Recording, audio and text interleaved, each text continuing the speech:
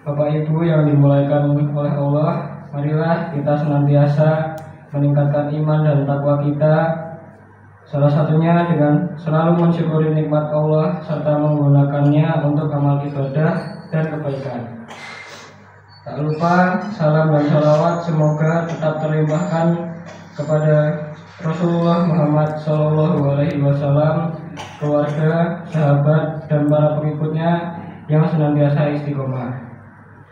Kutub ini merupakan ungkapan hati Bapak B.J. Habibie dengan judul Saat Kematian Kian Dekat.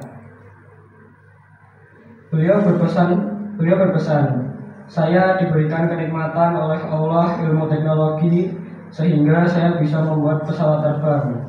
Tapi sekarang saya tahu bahwa ilmu agama itu lebih bermanfaat untuk umat. Kalau saya disuruh memilih antara keduanya, maka saya akan memilih ilmu agama atau berbuat baik dan berdharma pada orang lainnya. Sepi penghuni, istri sudah meninggal, tangan menggigil karena lemah, penyakit menggoroti sejak lama, duduk tak enak, berjalan pun tak nyaman. Untunglah seorang kerabat jauh mau tinggal bersama menemani beserta seorang pembantu. 3 anak semuanya sukses, berpendidikan tinggi sampai ke luar negeri. Ada yang sekarang berkarir di luar negeri, ada yang bekerja di perusahaan asing dengan posisi tinggi, dan ada pula yang jadi pengusaha. Soal ekonomi, saya angkat 2 jempol, semuanya kaya raya. Namun saat tua seperti ini, saya merasa hampa. Ada pilu mendesak di sudut hati, tidur tak nyaman. Saya berjalan memandangi foto-foto masa lalu ketika masih perkasa dan energik yang penuh kenangan. Di rumah yang besar saya merasa kesepian. Tiada suara anak, cucu, hanya detak jam dinding yang berbunyi teratur. Sering merasa rindu dikunjungi anak-anak, tapi mereka sibuk dan tinggal jauh di kota atau negara lain. Bila ingin pergi ke tempat ibadah, namun badan tak mampu berjalan.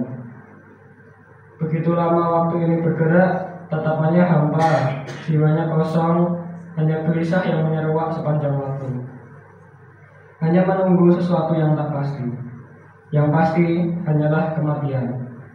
Rumah besar tak mampu lagi menyenangkan hatiku. Anak sukses tak mampu lagi menyejukkan rumah mewah yang ber-AC ini.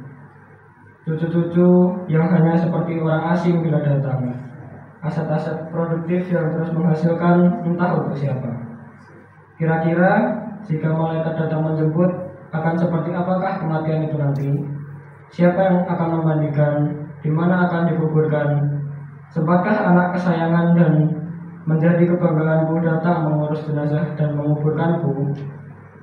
Apa amal yang akan dibawa ke akhirat nanti? Rumah akan ditinggal, aset juga akan ditinggal pula. Anak-anak entah apakah akan ingat berdoa untuk saya atau tidak.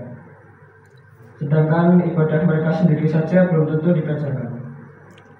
Apalagi jika anak tak sempat dididik sesuai tuntunan agama. Ilmu agama hanya sebagai sisipan saja. Kalaulah sempat menyumbang yang cukup, berarti di tempat ibadah, rumah yatim, panti asuhan, atau ke tempat-tempat di jalan Allah yang lainnya. Kalaulah sempat memberikan sandal untuk disumbangkan ke tempat ibadah agar dipakai oleh orang yang memerlukan. Kalaulah kita tidak kikir, ikhlas kepada sesama, pasti itu semua akan menjadi amal penolong.